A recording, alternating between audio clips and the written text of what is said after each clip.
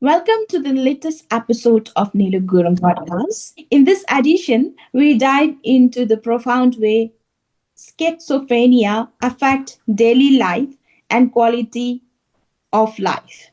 Our guest shares journey, offering insights into what it is like to live with this integrate mental health condition. We will discuss everything from handling everyday tasks and improving quality of life to coping with symptoms. Join us for an open conversation that reveals the resilience involved in living with schizophrenia. The episode question is, how does schizophrenia can affect quality of life and daily functioning? Studies suggest that schizophrenia leads to substantial and multidimensional impairments in quality of life and daily functioning, driven primarily by negative symptoms, cognitive deficient, and psychosocial factors. Effective management requires comprehensive, individualized intervention targeting symptoms, cognition, and social integration. Despite extensive work being done in the field, more work is needed in understanding the mechanism linking symptoms, cognition, and quality of life. Joining us for this episode is Matthew Dickson, a Canadian who overcame schizophrenia, now helps people in developing countries access mental health care. Inspired by his own journey and resilience, he bicycled across Canada twice and advocates hope, strength, and possibility. He believes recovery is achievable and supports those facing mental illness. Thank you for joining us for this episode, Matthew. Thanks so much for having me on. This is a real pleasure. Thank you so much for being guest speaker, and it's always pleasure to host you, Matthew. Let's get started. Okay. Let us kick things off by diving into the start of your journey. When was the first time you found out you had schizophrenia, and how did that feel? Yeah, so I grew up in Eastern Canada in a small town and in the 70s, 80s, and went off to university in the 90s, well, late 80s, early 90s. And I knew about mental health, I knew about psychology, but I didn't know about mental illness like depression, schizophrenia, bipolar. I didn't know about any of that stuff. And Prozac, I don't think, had even been invented by then. So although there were other antidepressants, antipsychotics that have been around, but Prozac was kind of the first, I think, that sort of made it not, I don't want to use the word trendy, but more commonly used term. So anyway, I noticed some symptoms in university. About one a year creeped up onto me, but they were fairly mild. I mean, they still bothered me, but I could still do things. I was getting mostly A's. I was taking engineering in school. I bicycled across Canada in the middle of university, and I was on the university rowing team. I did a triathlon. I lived on my own. I paid my own way through summer jobs. I didn't have to get a student loan. But I felt these things creeping up, and I had told some people about them, but no one really said, oh, you should get that checked out. I did go to get checked out my first year of university. I was low in energy. That's how I described it. And the doctor sent me for blood work. It came back fine, and sort of sent me on my way. So these symptoms crept up later. Like in my second year of university, I felt blunted emotionally. I didn't feel as much emotions, just sort of more blah, more neutral. And in my third year, I started feeling like I was disconnected from the world. It sort of felt like I was watching the world through TV, like I wasn't part of what I was seeing in front of me, a disconnection there. And so, but I could still do a lot of things. And when the disease hit, it hit hard. In a matter of weeks, I went to just in horrible shape. And so I went to get help again. I was having thoughts of suicide. So I thought, well, I said that, Matthew, that's not good. You should get that checked out. So I did. And I went and they took me to the psychiatric ward in the hospital where I was living in New Brunswick. And that was my introduction into the mental health care system. And they got me on a drug. I took it. I'm still taking it today. It's an antipsychotic. It came out onto the market in 1994. And yeah, that's kind of how it started. Yeah. So with schizophrenia, some of the symptoms are hallucinations. I never hallucinated. I'm in the 75% of people with schizophrenia who don't hallucinate. So, but for those who do hallucinate, they're not always bad hallucinations. Often they're very tormenting, but some of them are actually quite pleasurable. People see like pretty things in the sky. So, but for the most part, they're pretty tormenting, like people, voices in your head yelling at you all day long, kind of thing. Or yeah, yeah.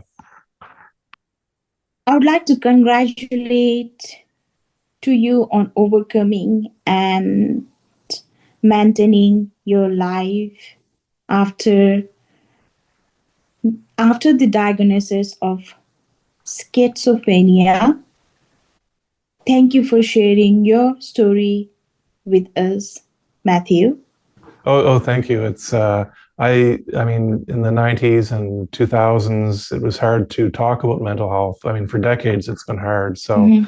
the fact that I can get on a podcast with somebody and talk about mental health and put it out publicly that's amazing. It really is. It's amazing. We couldn't do that for a very long time. So thank you for doing what you're doing. Thank you so much. Now that we have covered your initial diagnosis, let us get deeper into your personal take on the condition. How would you explain schizophrenia to someone who does not really know much about it? Yeah. So disorganized thinking is one of the symptoms. There's a part, other people with schizophrenia will say the same thing. They say part of their brain works fine. They can think about things like, well, I should probably get up now and start my day, or I should go to work, or, what will I have for lunch today? Maybe I should phone so and so and go for a walk or whatever. Maybe I should go back to school. You can have all sorts of different thoughts about what to do through the day, but it's there's a lot of noise in your head. Even though I never heard voices, it's very noisy in your head. It's hard to think properly in some ways. Like I couldn't, like I was a straight A student, but after I got the disease, I couldn't do. It was very hard to do like math and science and physics, chemistry that I could do easily before. It was painful to do them later. It was hard for me to think that way. And my only analogy for that is, well, if you're sitting in a room, in a schoolroom, and it's quiet, and they tell you to work on these math problems, you have time to think. You have time to think about that stuff. But if you're playing tackle football and somebody's coming at you, trying to get the ball away from you, it's hard to do math in your head at that time while someone's going to tackle you.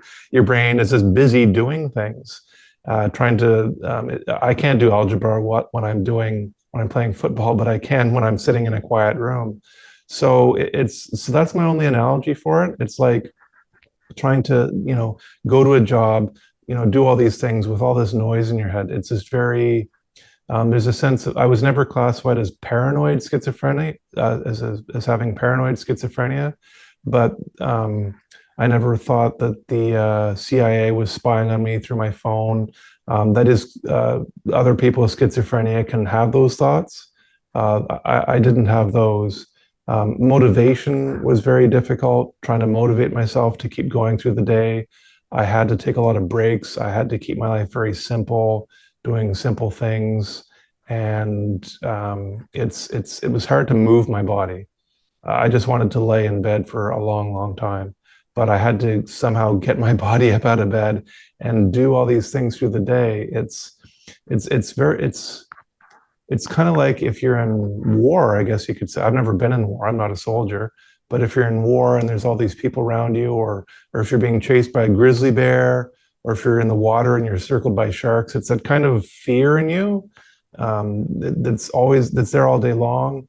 You could describe it as being in a nightmare, like a living nightmare. Like when you're asleep at night and you have a nightmare and you wake up, well, that once you wake up, that feeling, that scared feeling, stays with you for a while you're awake. Like for me, I'm like, I don't want to fall back asleep and go back into that nightmare. I sort of want to stay awake until that creepy feeling leaves me. So it's kind of like that. It's all day long. It's this creepy feeling of danger around you, or fear, or something not right, something going wrong, and it's there with you for a long time. And yeah, it's people will also talk about positive and negative symptoms with schizophrenia. I never really Mhm. thought about those a whole lot with my disease, but that's how they classify them. Some things will take away stuff from you. Other things will add things to you, like hallucinations would be added to you. Motivation Mhm. would be taken away from you. I think that's how they describe those. So the positive and negative symptoms. Mhm. And I never had any problems with addiction. I never, very thankfully, very luckily, I didn't. I never wanted to drink or take drugs or smoke or anything to help alleviate the pain. So I'm very, very thankful for that.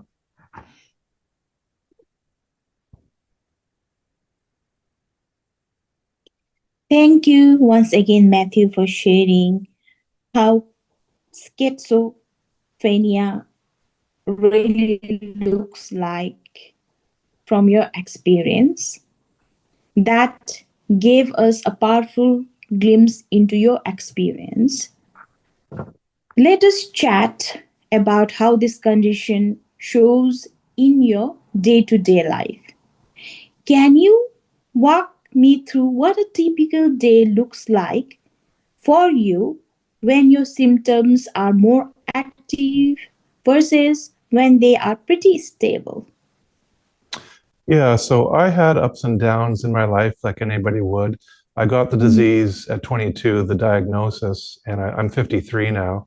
But I got on a medication and I improved, and I noticed an improvement in my health every single week for 27 years. And so there was always sort of slow, steady improvement over all that time. So I never really sort of went into, I never had like an active period or a lower period. It was more, there was a very slow, steady growth. So I constantly was progressing glacially slowly, just very, very slowly over all those years. So, yeah, but a typical day in my worst years, like my worst year, I'd have been in the psychiatric ward. So in the psych ward when I was there, it was, they give you your meds at nighttime. I always look forward to taking my meds. As much as I didn't want to be ball and chain to a drug, I had depression and anxiety as well, so I couldn't think too positively about things. But I wanted to get that drug into me. That was one of the things I could do to get better. I went to get counseling. I went to get therapy about once a week or so, but it was just difficult. In the hospital, they gave us food to eat, 3 meals a day, and they also let us out on passes, like an hour or two pass, a couple hours pass every day. If you're okay for it, they're always sort of monitoring you to see how that goes. And for example, like on one 2 hour pass I had, I was always pushing myself. It was a very fine line of pushing myself, but not pushing myself too hard. It's a very sort of walking a tightrope feeling that you get, because one mistake, it could make you take your life. It's a very terrifying state to be in. So on a 2-hour pass in the psych ward, I'd say, Matthew, you're free to go. You can go outside the hospital, go wherever you want. Just come back in 2 hours. So what I would do quite often is I'd walk over to the nearest mall, just across the highway, really. And my goal was to enter into the mall, walk down to one end of the mall, and then walk back, and then walk back to the psych ward. That was my goal. But it was so scary to do that. I was pushing myself to leave the hospital to do this, but it was so scary. Just like my whole day was very scary. But this was something I wanted to do to try to push myself to get better. And I'd walk. I wouldn't look in any stores. I wouldn't look left or right. I'd just have my eyes straight down on the ground in front of me, basically like walking a tightrope almost, eyes straight ahead and down, looking at the rope. And I would walk from one end to the mall and back. And inside, I'm thinking, wow, Matthew, like, I've bicycled across Canada already at the age of 20. Now I'm 22 and I can barely walk through a mall. And I was very sad about that. I was depressed too, so I couldn't think super positively. But that was an activity I did. All my other friends were, graduated from university, getting jobs, getting started their careers, going on trips, hanging out with friends. And here I was, it's a feeling of sort of left behind, sort of like Matt Damon in the movie The Martian, where he's left behind on Mars. It's very lonely. I didn't feel like there was anybody around me. It's a very strange feeling you get where you don't feel, even though there's people around you, you don't feel like they're there. So I mean, lots of people can be lonely because there's nobody there. But with me, even though there are people there, I'd still feel lonely. It's very strange. After that, I got in a group home. I was in a group home for 3 years, and they would let me go out and visit friends and do stuff. So, yeah, I encourage people to try to phone people, have a phone call. Phone calls were very helpful for me to talk to people, even if I couldn't meet them in person. And it's hard to ask for what you want. One of the symptoms of the disease is difficulty self-directing, let alone other directing. It's in some ways I could ask for what I wanted. In other ways, I couldn't.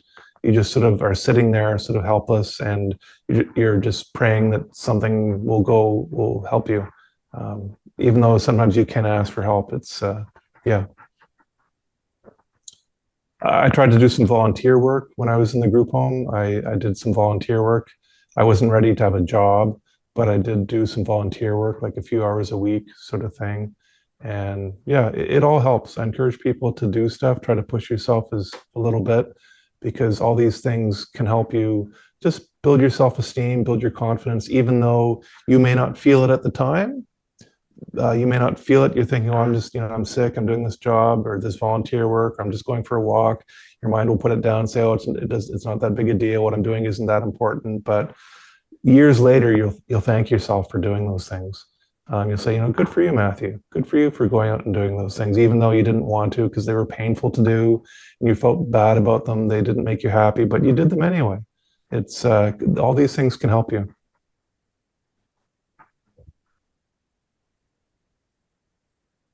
That paints a clear picture of your journey with schizophrenia and how you dealt in day-to-day basis.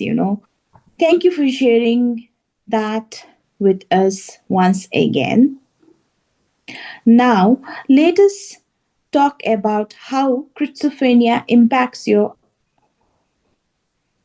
day-to-day life and over long term. So, Matthew, how has schizophrenia influenced your day-to-day life, both recently and over the time? Yeah, so in 2021, one day my symptoms just stopped. So I just wanted to say that there's no guarantees with mental illness. You're never guaranteed to get better, but it is possible to recover. I'm still on a medication. I feel good. I'm not going to go off my medication. I'm not cured from the disease.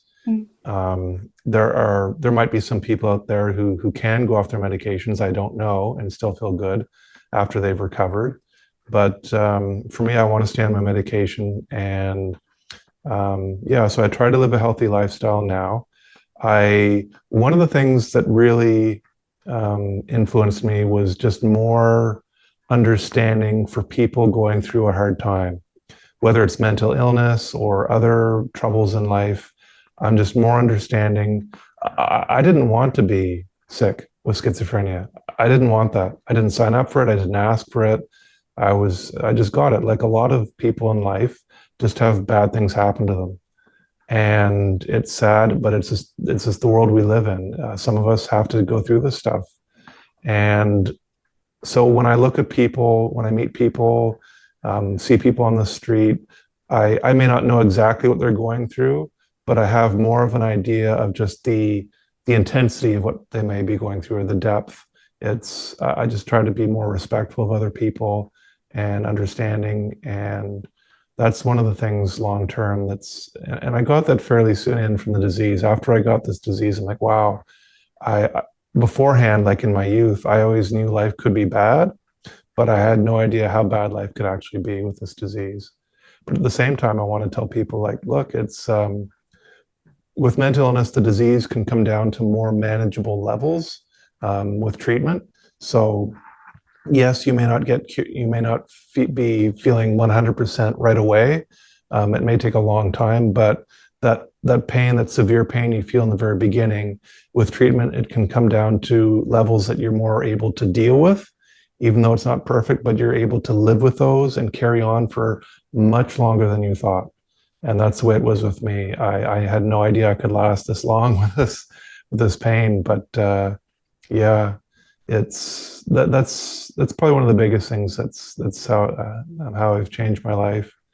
And plus, I read a lot of books on how to improve my mental health. There's all sorts of them, thousands and thousands of books in libraries for free or on Amazon. I spent time in a bookstore reading books for free. It's there's on the internet. There's podcasts. Listen to podcasts. There's all sorts of ways to improve. So if you're not where you're at in your mental health journey, I just want to tell you that your recovery is an amazing accomplishment. We can put ourselves down saying, oh, I just lay in bed all day. But I mean, if the best you could do is just lay in bed all day, I congratulate you. You did that. You stayed in here. You stayed for another day. You've lived to fight another day. Congratulations. That is an amazing achievement. Amazing. And I just want to try to build you up, because when we're sick with mental illness, we put ourselves down a lot. So I just want to remind you, what you're doing is absolutely amazing, and keep going. That is really inspiring, Matthew. Those, the information, all the journeys, your experiences you shared with us really gives us the long-term view and what it is like for you these days. Let us explore how this has changed your overall quality of life. Stepping beyond daily routine, let us see how schizophrenia has influenced other parts of your life. How has schizophrenia impacted your relationship with family, friends, or romantic partners? Yeah, so it can be difficult. Mental illness can rip apart families. I mean, anything severe can do that. So I was lucky. My family stood by my side. It's sometimes things are hard to talk about, though. It can be tough. It's not always easy, but I've found that having someone to talk to about what I'm going through about once a week for about an hour or so is very helpful. That's something very helpful. And I encourage people to reach out to their family members, their friends, their coworkers, anybody really who's struggling, and help keep an eye on them, because it is sometimes hard to ask for help. And I had some people, some of my friends were very good at. Um, some people would treat me a little bit differently. They wouldn't treat me differently. They wouldn't be mean or anything, but I could sense when I was with them that they didn't always know how to act around me. And it's a sort of slight. It's not that big a deal. They'd still hang out with me and talk with me and do things. But I had a couple friends who did it very well. They made me feel like I always was. They made me feel like I was when I was hanging out with them in my youth. Nothing had changed. It's just, oh, hey, Matthew, how are you doing? How are you doing? Let's go out and do this sort of thing. And just not getting freaked out, or getting scared of not knowing what to say or how to deal with it. Just being relaxed around me was very helpful, and not getting stressed by it or anxious or uncomfortable or awkward. I really wanted people around me to just keep doing what they're doing and not having to worry about me. It's nice to have people that worry about you and are concerned about you. I'm thankful to have that.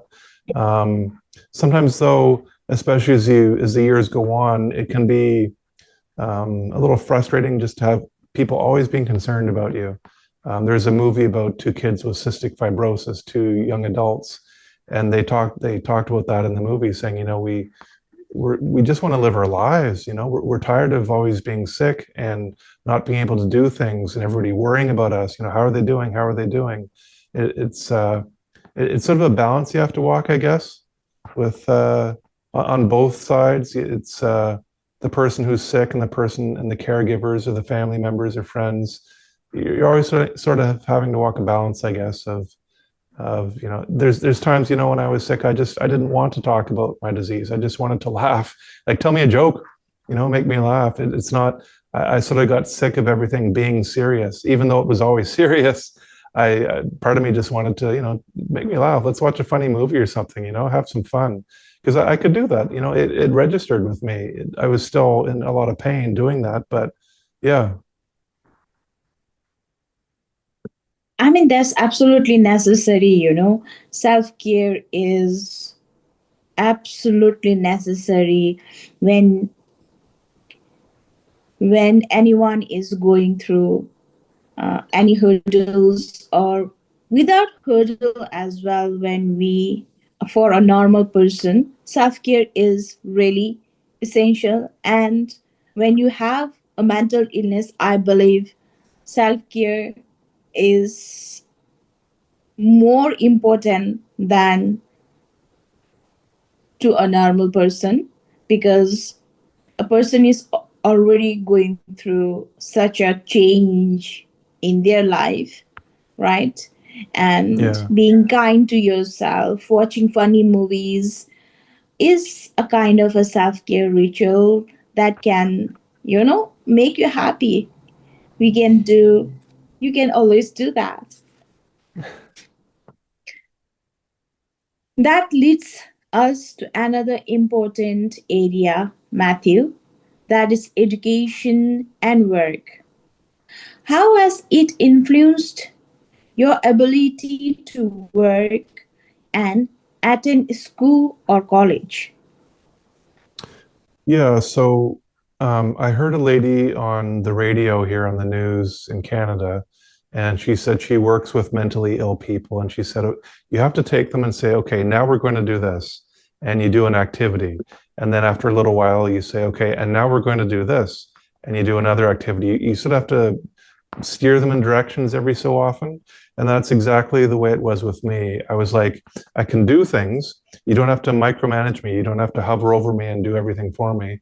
I can do things, but don't leave me for too long unattended, because then I just go at a slower pace. I go at my own pace. But if people can say, Matthew, let's do this now, do this activity, I'm like, okay. Structure was very important for me in my day. It's not as much now. It's much easier for me now to just roll with the punches and have things come up, and then I'm fine with that.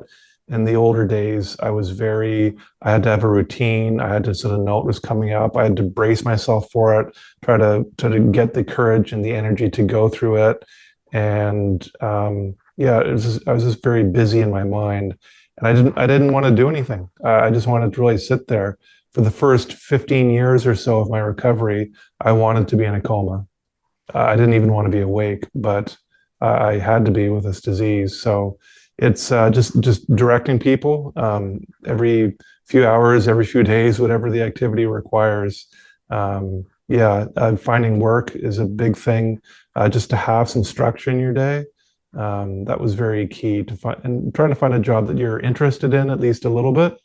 Um, that always helps too. If you can find a job that you're very interested in, well, that's even better. It's yeah.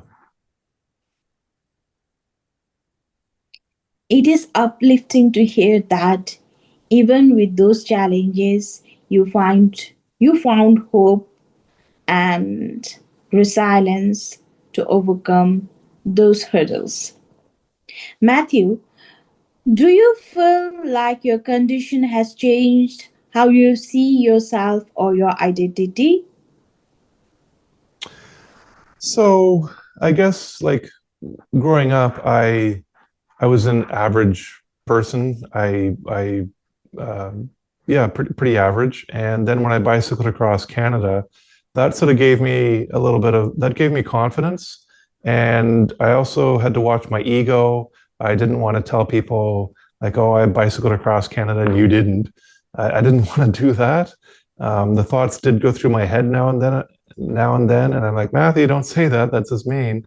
But I had to sort of watch my ego and not get too arrogant. So I had to battle with that a little bit after Mhm. my bicycle trip, and then my confidence just went down the tubes with this disease, and so it's I still feel like I have this.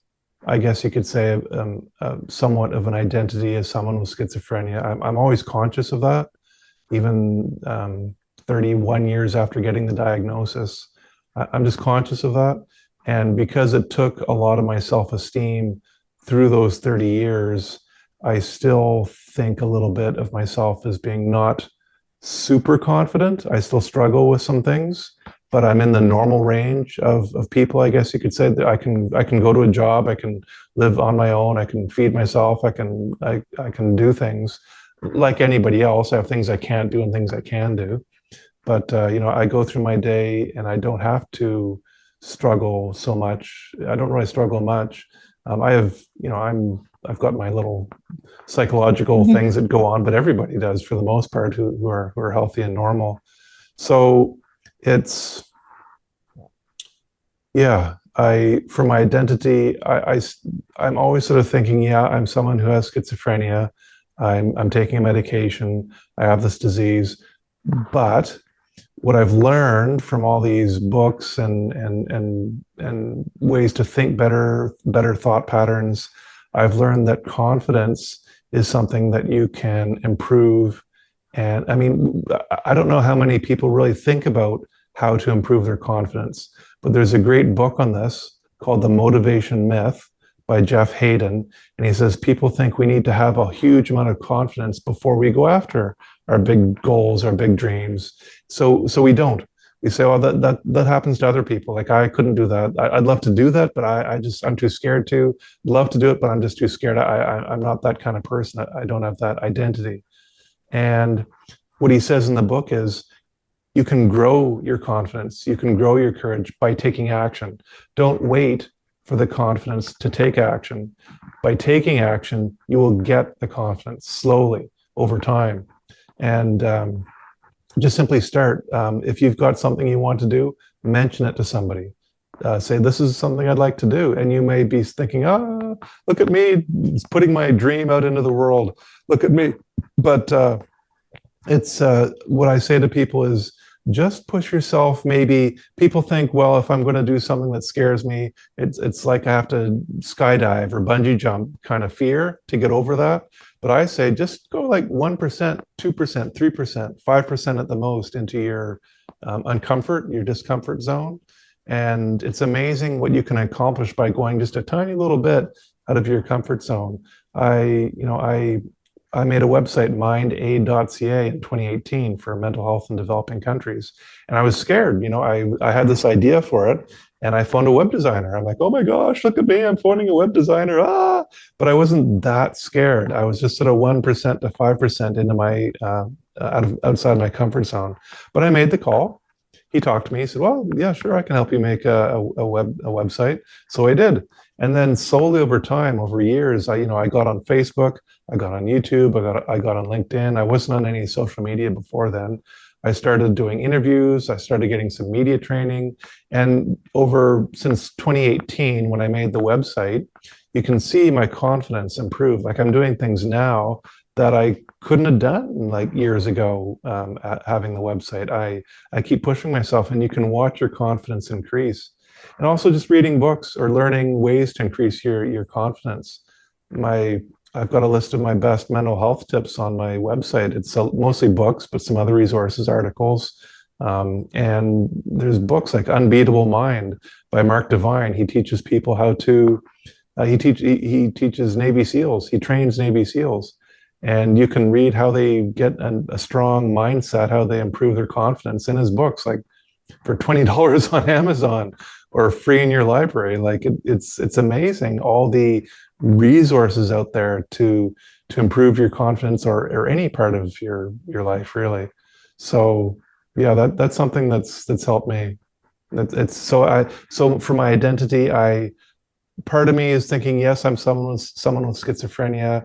You can have a bunch of identities, like I like to do things outdoors. That's an identity I have.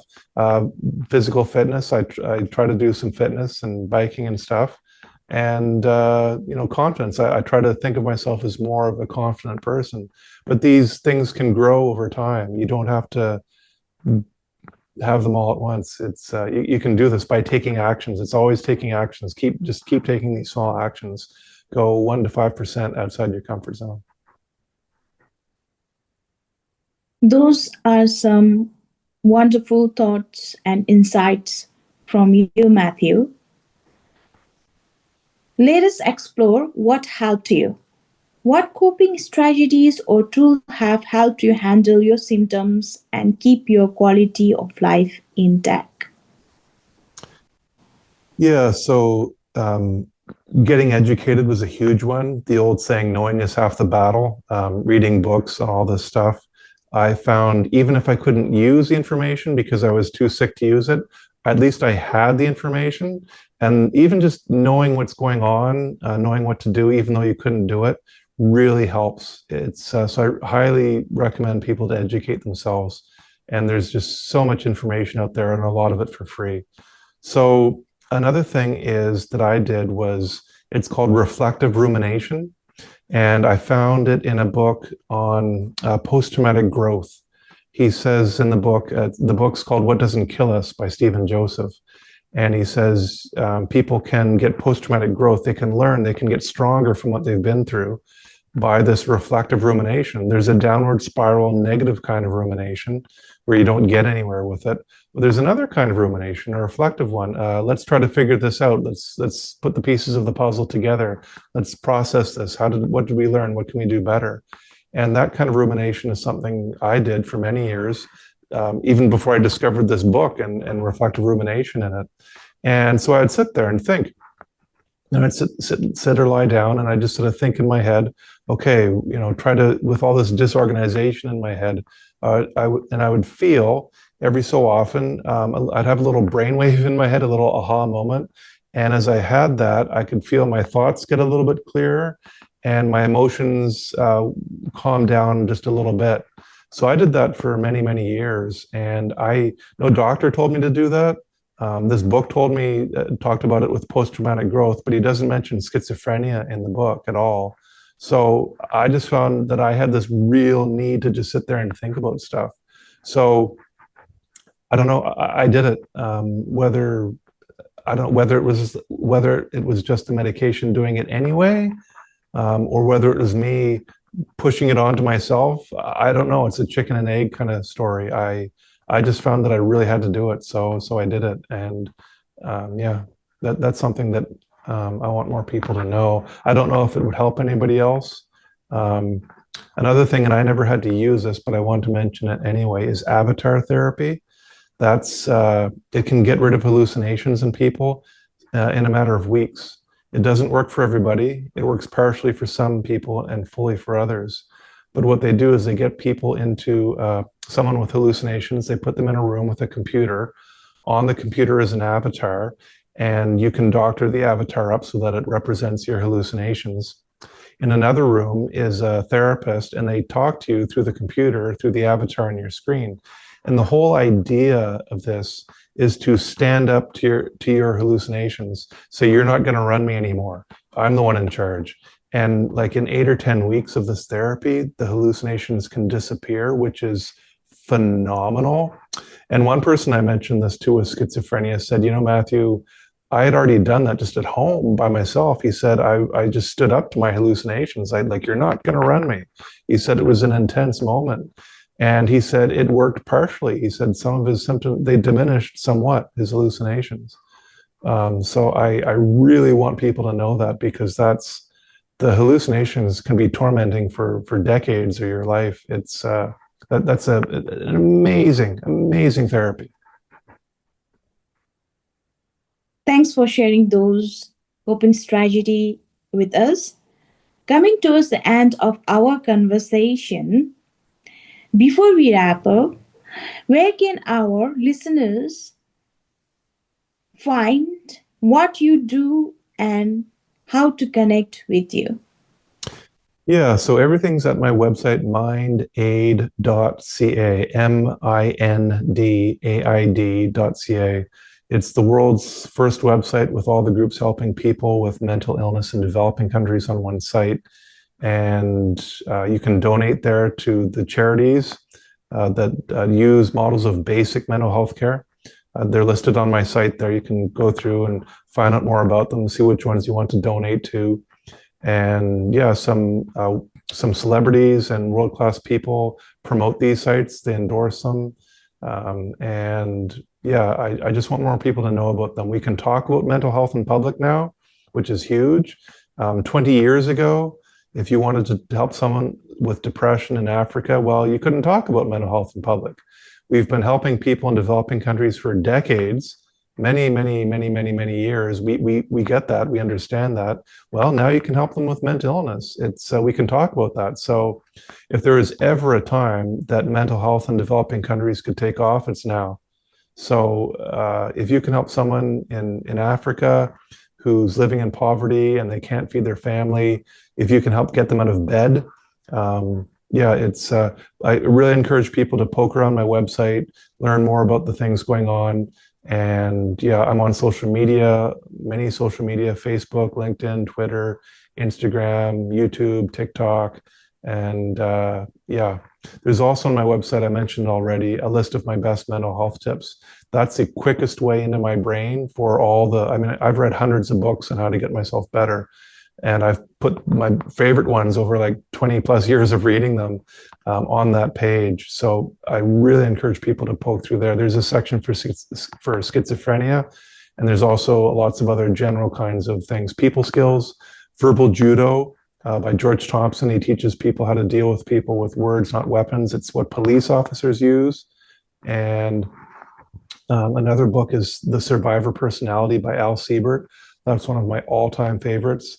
He discovered how he studied how people got through the Holocaust, natural disasters, all sorts of things, and how they thrived on the other side. So I really encourage people to poke around there, and on that page, it's full of amazing stuff. And finally, is there anything else you want to share with our listeners before we close out? I just want to say, stay hopeful. There's a lady, Catherine Goetz. She's got a book called The Biggest Little Book on Hope, and she says hope is a learnable skill. We can increase our ability to have hope, and you never know what's coming down the tubes. You don't know what the future may bring. We don't know what's going to happen tomorrow. And with depression, mental illness, schizophrenia, you may be thinking, well, this is the way I'll always be. But we don't know that. we can think negatively about stuff. I did that for a long time, but we don't know the discoveries they're going to make for treatments. We have no idea. And the good news is that there are so many people around the world working on treatments for people with mental illness, for schizophrenia, for all sorts of things.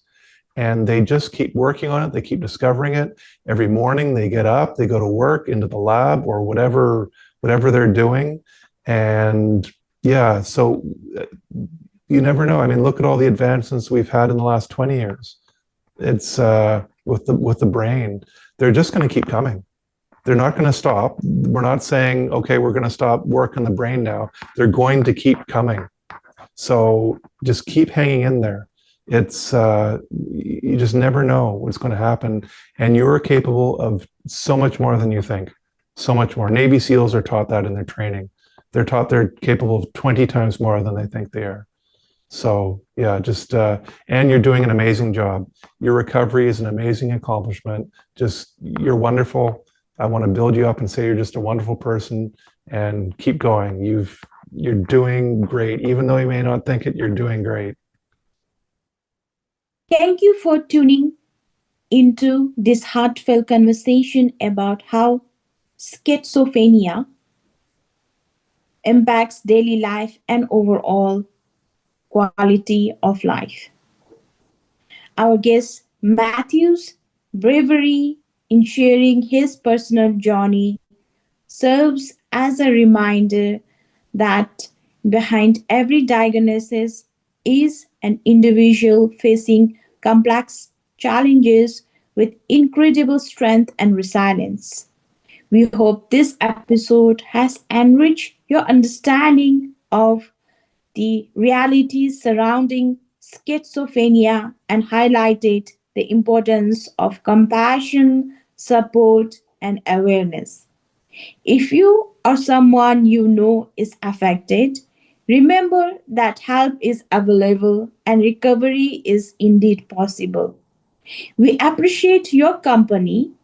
If this episode inspired you, please follow us and leave a rating or review on your favorite podcast platform. Once again, thank you for being part of Neelu Gurung Podcast. Until next time, take care of yourself. You truly deserve it.